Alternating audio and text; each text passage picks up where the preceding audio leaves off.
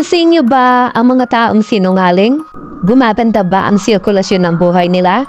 Pumapabor ba ang tadhana sa kanila? Kasi, dumidepende yan sa mga sinabi mo kung totoo ka sa sarili mo o hindi. Kung hindi totoo lahat ng mga sinasabi mo, hindi magiging pabor sa iyo ang tadhana.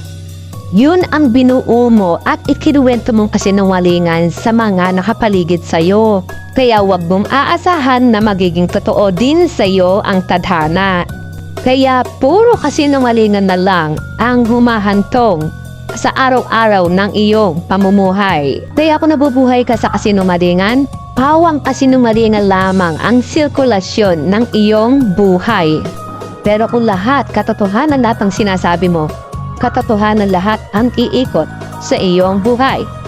Huwag na huwag kang aasa na magiging totoo sa iyo ang tadhana sapagkat puro kasinungalingan ang umiikot at namamayani sa iyong isip. Kaya puro kasinungalingan ang ibibigay sa iyo ng tadhana. Mag-iingat sa pagsasalita ng katotohanan o pasinungalingan.